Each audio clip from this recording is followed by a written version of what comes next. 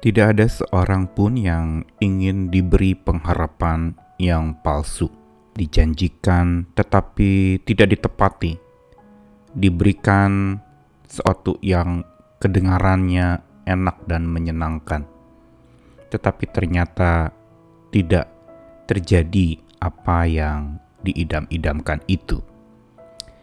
Namun dalam banyak hal, dan khususnya di dalam keadaan tanpa harapan, orang akan sangat mudah terjebak pada harapan palsu.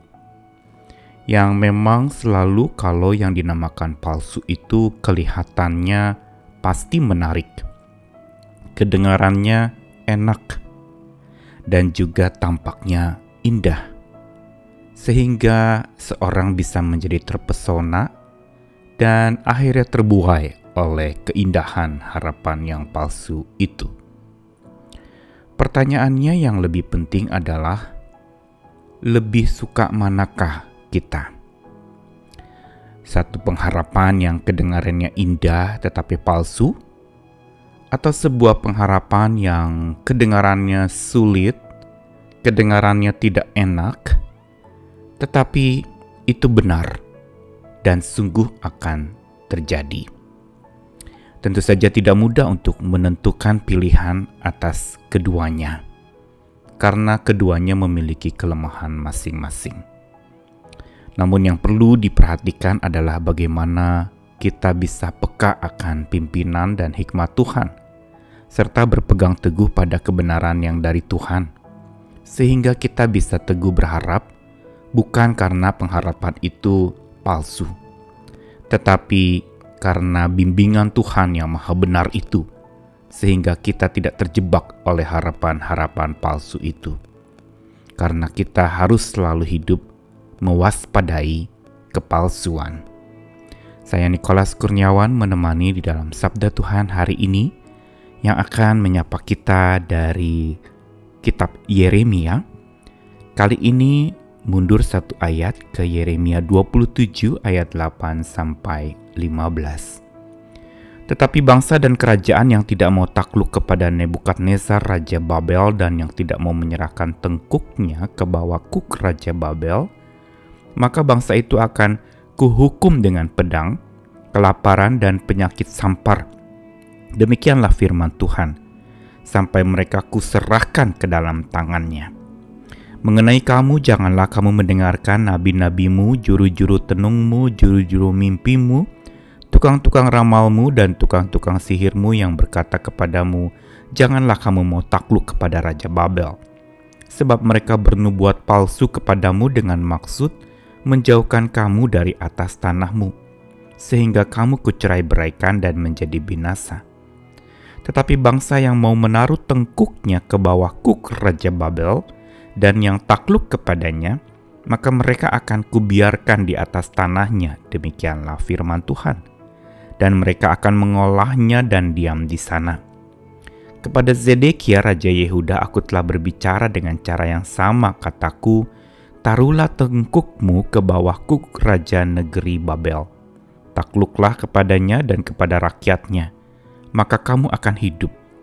Mengapa engkau beserta rakyatmu harus mati oleh pedang, kelaparan dan penyakit sampar seperti yang difirmankan Tuhan tentang bangsa yang tidak mau takluk kepada Raja Babel itu?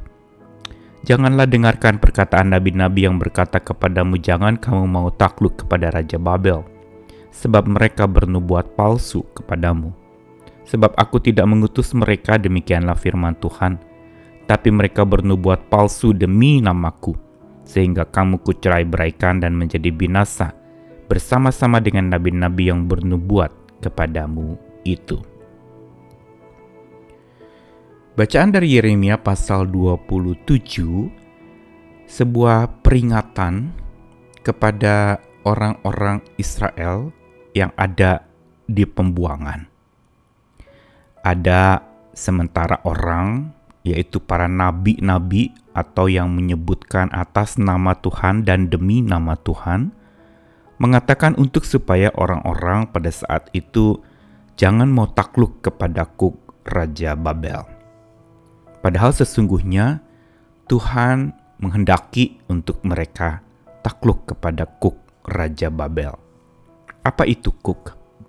Sesungguhnya Kuk itu bukan sebuah penindasan, tetapi biasanya digunakan sebagai alat bajak untuk dua binatang, entah itu lembu atau sapi, untuk dia bisa berjalan membajak tanah, dan perlu ada kayu yang menopang dua binatang yang untuknya mereka bisa bersama-sama melangkah untuk membajak, dan Kuk itu justru membuat menjadi ringan, tidak melelahkan, walaupun memang harus ditaruh di pundak mereka. Kuk memang digambarkan sebagai sesuatu yang berat, tampaknya menindih, tetapi justru tindihan itu menyebabkan keringanan di dalam berjalan bersama.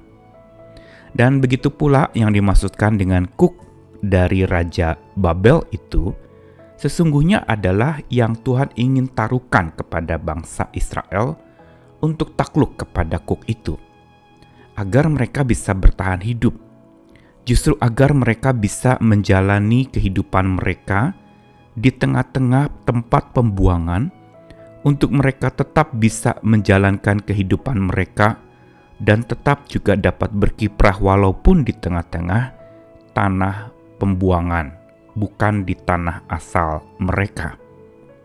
Dan ini yang sebenarnya Tuhan sudah rancangkan dan rencanakan, tetapi ada sekelompok orang dan para nabi atau orang-orang yang bernubuat palsu menyampaikan bahwa jangan mau takluk kepada Kuk itu. Dan berita ini memang kedengarannya benar, kedengarannya enak, tampaknya indah dan nyaman, tetapi sesungguhnya ini adalah sesuatu yang salah dan membius. Dalam arti adalah bahwa yang dikatakan ini adalah sesuatu yang memang indah tetapi palsu. Memang kelihatannya enak, tetapi justru ini melawan Tuhan dan kedaulatan Allah yang berkuasa atas hidup manusia. Karena itu, apa yang disampaikan oleh Nabi Yeremia, firman Tuhan yang disampaikan itu sungguh merupakan sebuah pengingatan dan peringatan kepada orang-orang pada waktu itu untuk mewaspadai kepalsuan yang sedang beredar. Untuk peka akan pimpinan Tuhan, mengetahui kebenaran yang sesungguhnya sehingga tidak mudah diperdaya oleh kepalsuan. Memahami akan tuntunan kebijaksanaan yang daripada Tuhan supaya mereka dapat memahami dan mengetahui apa sebenarnya yang menjadi rencana Tuhan bagi mereka. Bukan berjalan seturut dan mengikuti maunya mereka sendiri, yang tentu saja mengidam-idamkan keindahan, kenyamanan, sesuatu yang enak dan membuai mereka. Tetapi justru ini bukan sesuatu yang Tuhan kehendaki. Seolah Tuhan ingin mengatakan kepada orang-orang pada waktu itu lewat kitab Yeremia untuk jangan kamu mau betah di zona nyamanmu, tetapi cobalah keluar dari sana karena aku punya rencana yang lain untukmu. Memang di tempat pembuangan tidak enak, memang di tempat yang sulit itu tidak nyaman, tetapi itu adalah sebuah kebenaran karena aku bersama dengan engkau dan tidak pernah sekali-kali meninggalkan engkau. Karena itu tetaplah tunduk kepada berita yang benar dan jangan mau diperdaya oleh berita-berita yang palsu. Waspadai segala kepalsuan yang bisa datang dari berbagai macam sudut terhadap kehidupan setiap kita. Di masa-masa yang sulit, tentu saja orang sangat mengidam-idamkan jalan keluar. Tapi hati-hati dengan jalan keluar yang menuntun kepada kepalsuan dan jalan keluar yang tampaknya indah, membuai, tetapi itu salah dan membius. Kita harus peka dan sungguh-sungguh memahami apa yang Tuhan inginkan untuk kita lakukan. Bukan bersandar kepada kekuatan diri sendiri atau kemampuan serta kemauan diri, tetapi bersandar kepada kehendak Tuhan dan kuasa Tuhan yang mengatasi segalanya. Waspadai kepalsuan, hiduplah di dalam kebenaran senantiasa agar kita tetap dapat teguh berharap kepada Tuhan oleh kekuatan kuasa Tuhan yang berdaulat. Amin.